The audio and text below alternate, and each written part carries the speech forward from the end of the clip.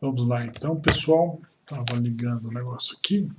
Então, o que leva as pessoas a votarem, né? E aí um dos passos que a gente fala com relação à eleição é toque o coração do seu eleitor.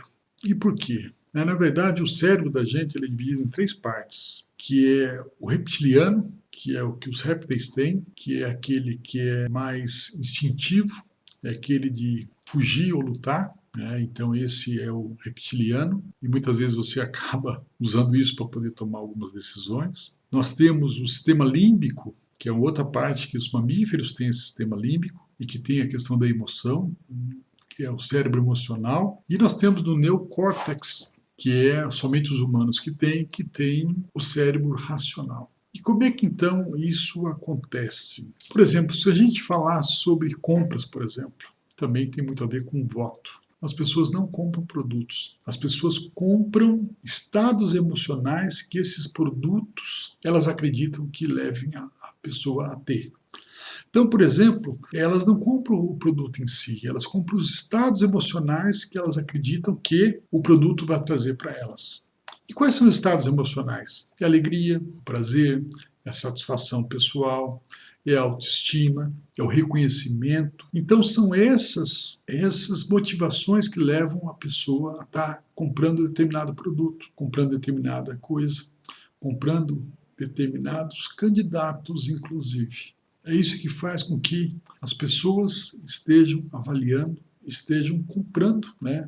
Estejam decidindo por um candidato. O que vende, gente, não é o discurso racional. As pessoas, se você tiver muitos números, se você tiver muito quadradinho o teu discurso, as pessoas não se conectam com ele. O que vende é a emoção que você provoca ao fazer o discurso. Seja podendo até ser racional o discurso, mas se você conseguir fazer com que leve a emoção, é isso que vai fazer com que as pessoas se conectem com a sua fala, se conectem com aquilo que você pretende fazer. O voto, ele precisa de conexão, né? Você precisa se conectar com as pessoas, e a conexão precisa de gente. Gente é que faz conexão. E se você tiver essa capacidade de poder se conectar com as pessoas, você consegue, sem dúvida alguma, ter uma condição muito favorável para que você tenha o voto dessa pessoa. Eu li uma vez não, li várias vezes, porque eu gosto muito desse livro. Esse livro chama-se Refém na Mesa de Negociação.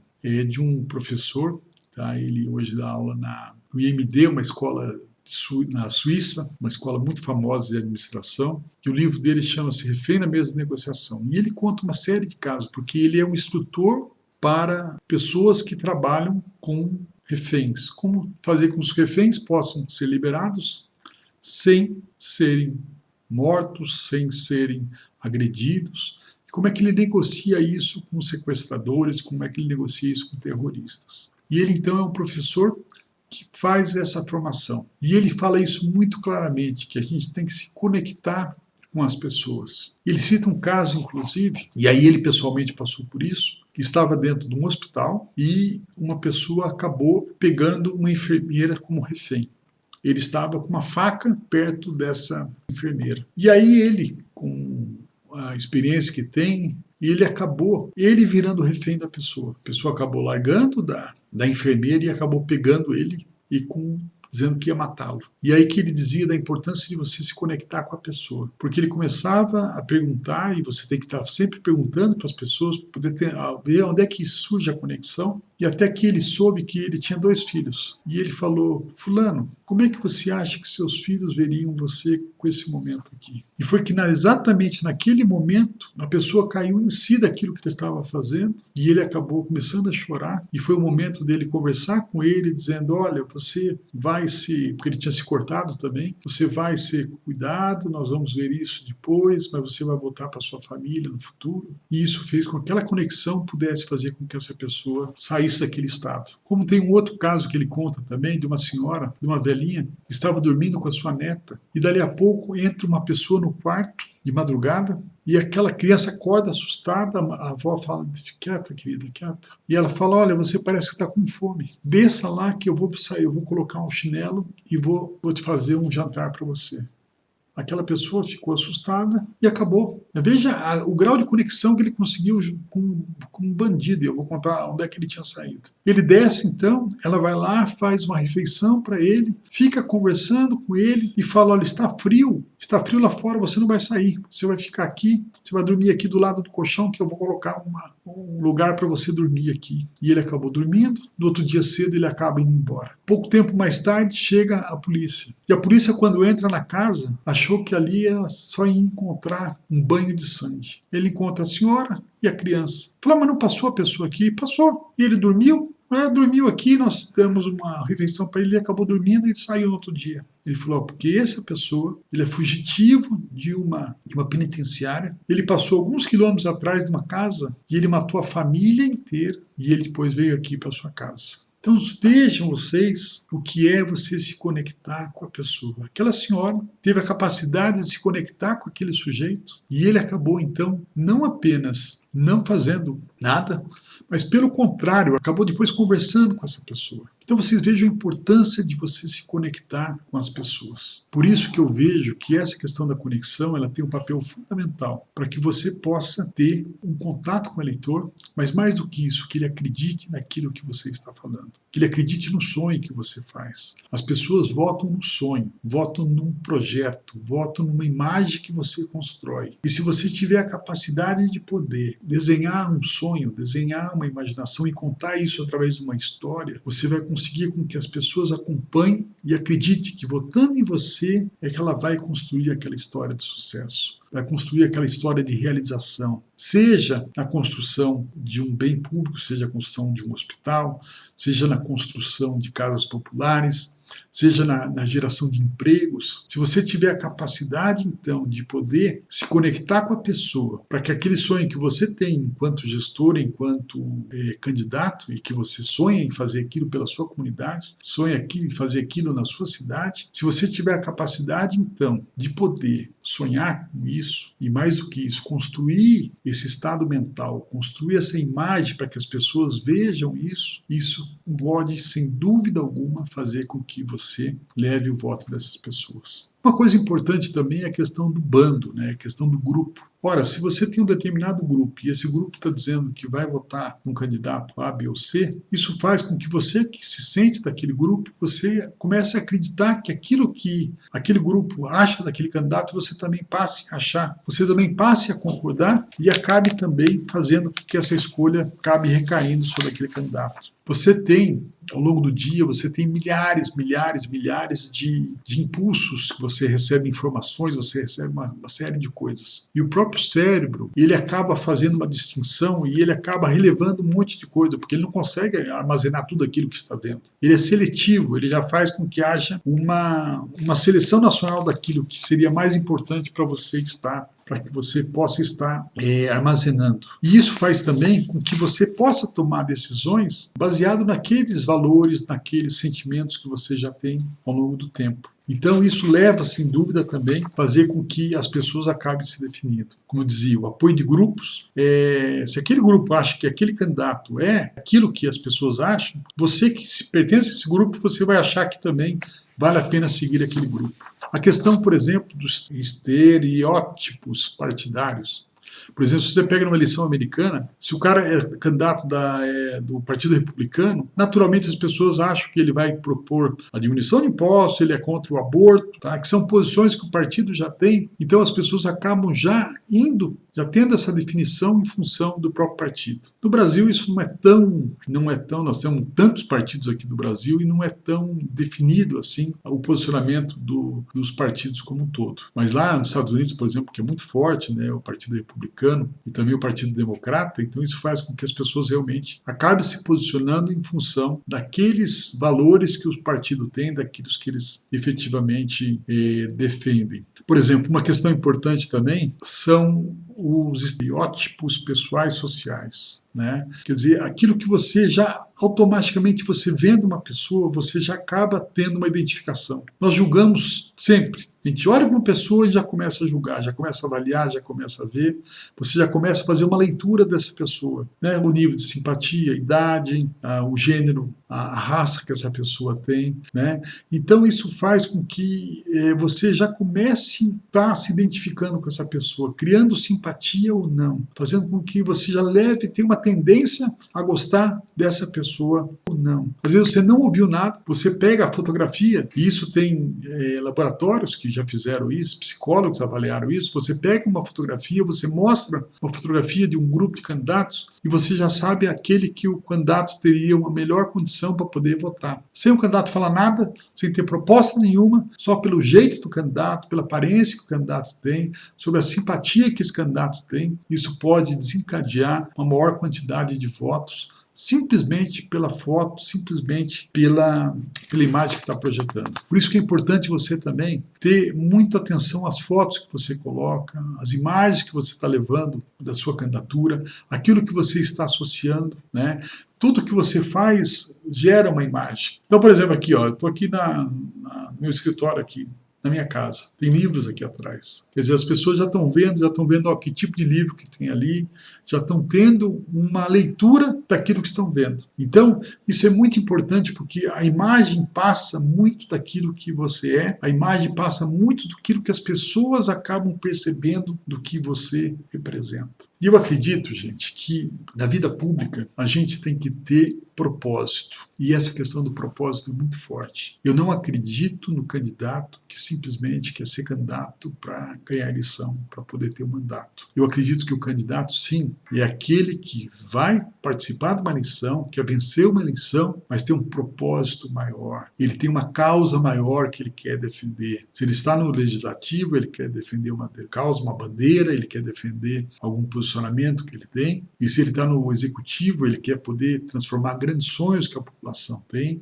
Ele quer fazer com que as pessoas possam ter uma qualidade de vida melhor. Então eu vejo que é de fundamental importância e cabe a você avaliar o que te leva a ser candidato. Qual é o propósito que te leva a estar na vida pública? O que vai te engrandecer você participando da vida pública? O que vai te levar a você, a partir do momento que você se eleja, para que você possa desenvolver esse trabalho? E é muito importante que você faça essa reflexão, e é muito importante que você tenha isso dentro de você, porque quando você tiver essa clareza, quando você tiver essa certeza do que está te levando a fazer isso, isso vai fazer com que nós tenhamos as pessoas acreditando na sua palavra, as pessoas acreditando no seu sentimento, as pessoas acreditando que aquilo que você fala, você vai efetivamente realizar, que você vai conquistar, que você vai atender aquela expectativa que as pessoas têm. Ao longo desses anos, né, eu que participei durante 30 anos, eu tive mandato 30 anos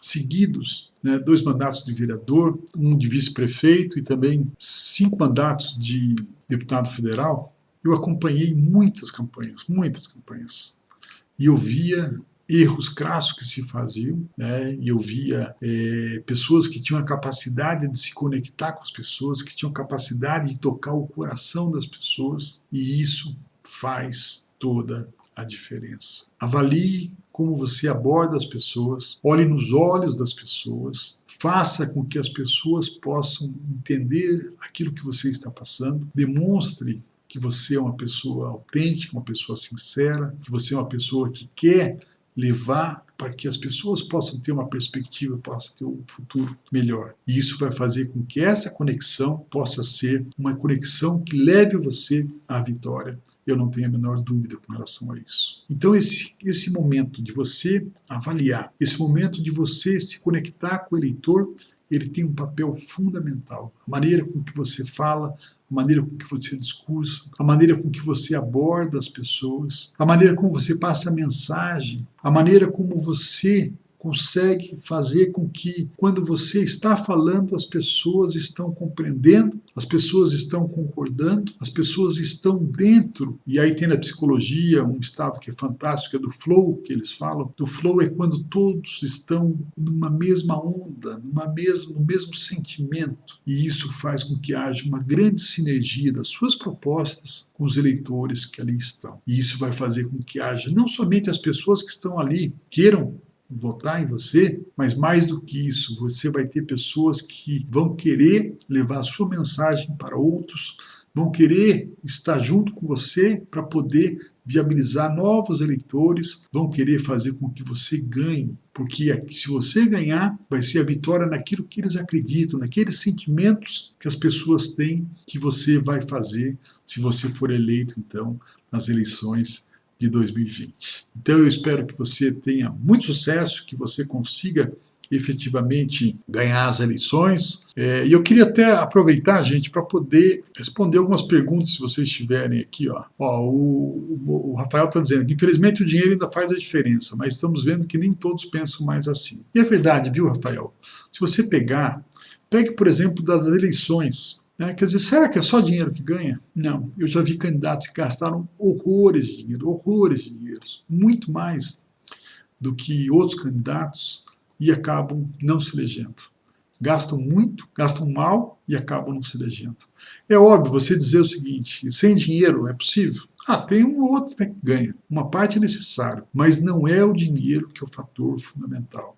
Você precisa ter o recurso necessário para você poder desenvolver um trabalho. Mas não pense que tem mais dinheiro que vence uma eleição. Agora, aquele que consegue se conectar mais com o eleitor, aquele que consegue passar a sua mensagem, consegue passar uma emoção para o eleitor, esse sim, com menos recursos até, mas ele tem condição de chegar à vitória, porque ele vai fazer com que aquele sentimento que as pessoas têm leve-no para que ele seja eleito nas próximas eleições. Temos aqui a deputada Luísa participando também. A deputada Luísa estava, inclusive, hoje na CNN Nacional. Tudo bem, deputada? O Wagner Vilas Boas, Fernando Nicolau. Tudo bem, Fernando? Bem-vindo aí. Então, gente, Mauro Braga. Uma coisa que me perguntaram ontem bastante, até eu acabei não conseguindo responder por causa do tempo, era com relação às eleições, né? Alex, se afinal de contas vai ter eleição agora no dia 4 de outubro ou a eleição vai ser adiada? Olha, na minha visão, a semana que vem, eu falava inclusive com a deputada Luísa, semana que vem vai haver a definição por parte da Câmara dos Deputados. E por quê? O Senado já aprovou o adiamento das eleições e agora os deputados é que vão ter que tomar a decisão. Se vai haver a mudança do calendário ou não. Eu queria até ver o que vocês acham aí, vocês que estão aí nos acompanhando aí. Vocês acham que a eleição deve se dar agora, no dia 4 de outubro, ou em função da pandemia seria importante que a gente deixasse para o dia 15 de novembro? Vamos colocando aqui, pessoal, para a gente poder ver o que vocês estão achando aí. Boa noite, Zilda, doutor Edgar Figueiredo, Carla, tudo bem? Hein, doutor Wagner Vilas Boas, o que você acha? Você que é um grande jurista aí, conta para nós aí, qual que é o teu sentimento aí? Nós vamos ter eleição agora no dia 4 de outubro. O que vocês acham aí? Olá, Antônio, meu futuro senador, tudo bem, Antônio Rudimar, nosso grande pré-candidato a vereador lá em Curitiba, um abraço. Sileninho, nosso ex-prefeito, ex-secretário de planejamento aqui do governo do Paraná. Tudo bem, Sileninho? Da rádio, um abraço para você, Sileninho. O que vocês acham? A eleição vai ser quando? Vai ser no dia 4 de outubro ou vai ser no dia 15 de novembro? Vamos ver, escreva aqui, vamos ver. A doutora Terezinha, que é médica, olha, está achando o seguinte, eu acho que deveria ser no dia 15 de novembro. Vários médicos dizendo isso, que seria bom ser. O Alan, tudo bem? Alan Vinícius, um abraço, amigo. Que deveria ser. Já o TGN-BCA está dizendo que melhor em outubro. Novembro, o Antônio Sapucaia está dizendo o seguinte, que deveria ser em novembro. Tá? Olha aí, a Paula Tandres está dizendo que seria bom no dia 15 do 11, respeitando as orientações. E essa é uma questão importante, nós temos que ouvir a questão médica também. O doutor Edgar está dizendo o seguinte, parece que não há consenso na Câmara sobre adiamento. E é verdade. Tanto é que se me perguntasse isso semana passada, eu diria, olha, vai ser no dia 4 de outubro. Mas agora parece que está havendo um movimento, né, da própria Justiça Eleitoral, conversando com as lideranças, que até a semana que vem pode ser que haja uma mudança, então, para passar no dia 15 de novembro. O Alan Vinícius está achando que fica no dia 4 de outubro mesmo. Aí no dia 15 é melhor, o Rafael acha, o Mauro Braga também acha que no dia 15 é melhor, o Cleito Eduardo, outubro, o Kleber Campos já em novembro, a doutora Vânia aqui dizendo que dia 15 seria melhor, política ativa, está se configurando para o dia 4 de coisa, mas dia 15 seria melhor. Olha, só que eu acho o seguinte, viu, na verdade, eu acho que está se configurando agora para o dia 15, pelo que eu tenho ouvido lá, pelo que nós falamos com algumas pessoas em Brasília, eu acho que está caminhando para ser no dia 15 mesmo de novembro. Hoje, até o Rodrigo Maia disse que deu uma entrevista dizendo que hoje ficaria essa data, não teria votos para mudança, mas eu acho que pode ser que haja mudanças aí até a semana que vem, quando deve ser votada, então, essa questão. A Tatiane, eu acho que seria melhor em novembro, pensando na pandemia, nos possíveis contágios. Aí o doutor Rogério, também 15 de novembro, tendo ser uma data melhor. A Débora, também 15 de novembro. Alex, na sua opinião, o que muda os candidatos em função do calendário, se mudar? É isso, né, Paula? O que se comenta aí? Na verdade, os prefeitos dizem o seguinte, que seria melhor, como nós estamos com essa questão da pandemia, com muitas dificuldades, os prefeitos investindo muitos recursos, inclusive, né, na questão da pandemia, quer dizer, alguns temem que possa chegar lá mais para frente e ter mais dificuldades, inclusive, que tenham mais com as contas da própria prefeitura em função dos gastos que estão sendo feitos. Então, alguns prefeitos preferem que a data seja agora, então seja agora no mês de outubro mesmo. Alguns defendem em função da... E até para dizer o seguinte, será que um mês e pouco, a diferença, isso daria um impacto muito grande na pandemia? Quer dizer, nós não sabemos, na verdade, como é que vai ser essa onda da pandemia, né? Nós estamos ainda num ritmo crescente, né? Infelizmente, no Brasil ainda nós estamos tendo um aumento de casos, né? O Brasil hoje é o epicentro dessa pandemia, mas o que pode acontecer nos próximos dias? Deus queira que isso comece a arrefecer. E aí alguns dizendo que não, que já em outubro já vai estar numa situação bem melhor, não haveria essa necessidade. Então, na verdade, você tem argumentos para um lado e para o outro. Agora, o que parece, viu, gente, que já não se avalia mais, é aquela questão que muitos também gostariam, que seria a questão de prorrogação de mandatos de vereadores e de prefeitos. Essa tese não viabiliza, até porque isso haveria um questionamento, da legalidade disso. Você não poderia alterar o mandato dos atuais parlamentares, então isso eu acredito que não vai passar. Quer dizer, o que vai passar é o seguinte, ou muda a data ou continua do dia 4. Agora, qualquer outra mudança no sentido de ampliar mandatos, no sentido de prorrogar mandatos, eu acredito que não tenha a menor condição hoje de passar. O Poeira, nosso Antônio de Oliveira, tudo bem, Toninho? Um abraço, Poeira, lá da nossa Embrapa, um abraço para você. Mas a Vânia está dizendo o seguinte, as perspectivas estão para o dia 4. Eu já achei mais, viu, Vânia? Eu já achei mais que seria para o dia 4. Pelo que eu estou sentindo aqui, pode caminhar para ser no dia 15 de novembro. Aí. Vamos ver a semana que vem. Depois nós vamos ver se nós estamos certos ou não. Eu acho que está caminhando para isso. Mas, pessoal, era isso que a gente queria trazer nesse recado aqui. A gente queria trazer esses assuntos aqui com relação ao sentimento do eleitor, né, o que leva o eleitor a votar numa pessoa, né, e a dizer, não é a razão, é a emoção. As pessoas compram produtos, não é pelo produto em si, mas pela emoção que esse produto gera, seja a emoção da alegria, seja o reconhecimento, seja a autoestima. Então as pessoas compram para poder satisfazer algum sentimento que ele tem, alguma emoção que ele tem. E o voto é da mesma forma. As pessoas votam pela emoção. Você que tiver a capacidade de poder levar a emoção na sua fala, levar a emoção daquilo que você quer fazer, conseguir construir um futuro e dizer que você vai ter a capacidade de levar aquelas pessoas para o futuro, né? E muitas vezes e muitas vezes o líder, né, ele acaba vendo mais do que as pessoas têm a compreensão. Mas esse é o líder. Ele tem que ver à frente e ele tem que dizer que o caminho é aqui e as pessoas vão seguindo porque acreditam que esse líder vai conseguir levá-los àquela perspectiva que tem. E é isso que faz a diferença de um líder. A capacidade dele sonhar um projeto, dele ter um sonho e conseguir passar para as pessoas que ele vai conseguir realizar esse sonho. Então essa capacidade, isso tudo chama-se emoção. É você conseguir passar essa emoção para as pessoas. Então nessa questão do voto, a conexão que você faz com o eleitor, a conexão que você faz com gente, isso é fundamental para que você possa chegar a ter o voto da pessoa, ter a confiança da pessoa e você chegar à vitória no dia 4 de outubro ou no dia 15 de novembro.